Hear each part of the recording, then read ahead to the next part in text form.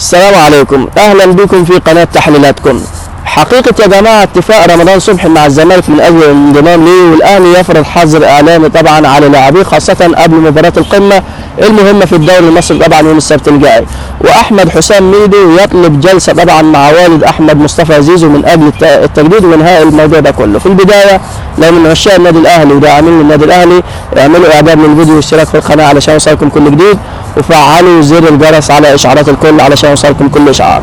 اولا يا جماعه انا سامع ركب نادي الزمالك بتخبط في بعضيها من مباراه القمه اللي جايه طبعا، خاصه بعد الاداء العالي اللي اظهره النادي الاهلي في مباراه الاسماعيلي وفوزنا عليهم باريحيه ب4 اهداف مقابل لا شيء مع الرأفه. يعني ال4 اهداف دي كان ممكن توصل طبعا ل6 و7 و8 اهداف، ولكن ده اللي حصل. فالمهم يا جماعه حقيقه انتقال طبعا رمضان صبحي لنادي الزمالك او اتفاق رمضان صبحي مع الزمالك، فطبعا الزمالك طلع فيه اكتر من مناسبه يا جماعه واكتر من قناه واكتر من لقاء ان هو يتمنى انضمام طبعا رمضان صبحي لنادي الزمالك، وفضل يشعر فيه اشعار يقول لك ده رمضان صبحي لاعب كبير ولاعب مميز ولاعب كويس جدا يعني ومهاري ومش عارف ايه، ونتمنى طبعا وانضمامه هيكون طبعا لنادي الزمالك هيكون صفقه قويه وتدعيم قوي طبعا لنادي الزمالك في الفتره الجايه. دي كلها طبعا على مستوى نادي الزمالك. اما بالنسبه للحقيقه طبعا فطلع الاعلامي احمد شوبير طبعا الاعلامي المشهور على قناه نادي الاهلي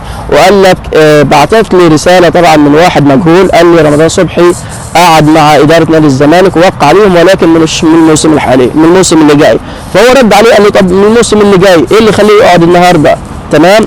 ثم ان رمضان صبحي يا جماعه جدد مع نادي زي بيراميدز الموسمين تاني، يعني خلاص هو عارفين ان عقده قرب ينتهي مع نادي بيراميدز، ولكن جدد مع بيراميدز لمده موسمين، بمعنى ان رمضان صبحي لا هيروح الزمالك ولا غير الزمالك، باقي في نادي بيراميدز.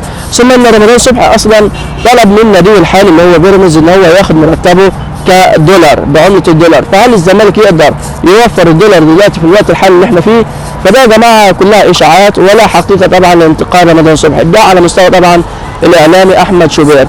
اما بالنسبه على المستوى الشخصي لرمضان صبحي فهو عارف جدا ان في حال انتقال لنادي الزمالك هيكون طبعا الشعره اللي قسمت ظهر البعير زي ما بيقولوا، يعني العلاقه بينه وبين النادي الاهلي متوتره جدا من جماهير النادي الاهلي، وجماهير النادي الاهلي بتهاجمه على طول من لما انتقل طبعا لنادي بيراميدز، فهو مش حمل ضغوطات اكتر ان هو يعمل حاجه زي كده ويروح لنادي الزمالك الغريم التقليدي طبعا للنادي الاهلي. فدي يا جماعه كلها مجرد اوهام ومجرد كلها تمنيات من نادي الزمالك انضمام رمضان صبحي، ولكن في الحقيقه رمضان صبحي مستمر مع نادي بيراميدز. اما بالنسبه للحظر الاعلامي للنادي الاهلي فالنادي الاهلي ومجلس ادارته يعني على راسهم طبعا المدير الفني مارسيل كولر قعد مع اللعيبه، اجتمع مع اللعيبه وفرض عليهم طبعا حظر اعلامي، قال لهم تبعدوا عن السوشيال ميديا نهائي وعن الاعلام نهائي الفتره اللي احنا فيها، خاصه قبل مباراه القمه اللي هي 5 ايام كده قبل يوم السبت اللي جاي في الاسبوع ال15، لان مباراه مهمه جدا مع الغريم التقليدي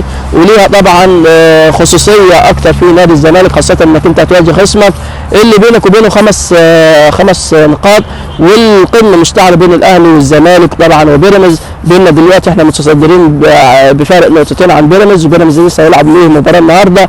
فالمهم المساله مش محتاجه اصلا اي اعلام ولا اي تسيب ولا اي مثلا انفلات داخل القلعه، ففرض عليهم طبعا حظر اعلامي. اما بالنسبه طبعا لأحمد حسام ميدو فأحمد حسام ميدو تواصل تليفونيا مع والد أحمد مصطفى زيزو من أجل تحديد جلسة، يعني يقعدوا مع بعض في جلسة من أجل إنهاء وتجديد طبعا التعاقد لنادي الزمالك من قبل طبعا أحمد مصطفى زيزو اللي بقى لنا 7 سنين عمال نتكلم هيجدد مش هيجدد هيمشي مش هيمشي لحد الآن، ولكن أحمد حسام ميدو جد يا جماعة في الموضوع ده المرة دي، قال لك لا احنا هنقعد مع والد مصطفى زيزو وهو اللي يحدد الجلسة بنفسه، يحدد الجلسه عشان ننهي الموضوع ده ويوقع او يتم تجديده طبعا لنادي الزمالك.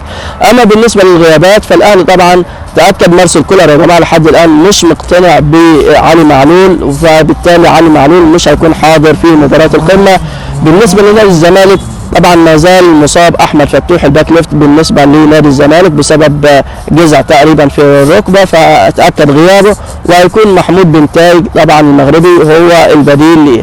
اما بالنسبه لركب الزمالك اللي بتخبط يا جماعه الفتره الاخيره كلنا شفنا الاداء العالي لامام عاشور المباراه اللي فاتت واللي قبلها واللي قبلها. دلوقتي يعني نسخه مرعبه من امام عاشور في النادي الاهلي السنه دي يعتبر، او الموسم الحالي، ناهيك ان هو دلوقتي متصدر ترتيب الدوري المصري برصيد 9 اهداف او 10 اهداف، يمكن يوصل 10 لحد الان. فيا جماعه الزمالك دلوقتي ركبه بتخبط جدا، خاصة ان الاهلي زي ما قلنا في بداية الفيديو الاهلي اخر مباراة مع الاسماعيلي فاز 4 مع الرأفة، اما الزمالك متعادل 1 هدف مقابل لا شيء مع غزل مع بتروجيت، رغم ان بتروجيت كان فايز لحد الدقيقة 90 وسجلوا هدف في نفسهم بالخطأ، يعني كانت المباراة تنتهي بسهولة، ممكن فوز لبتروجيت بهدف مقابل لا شيء.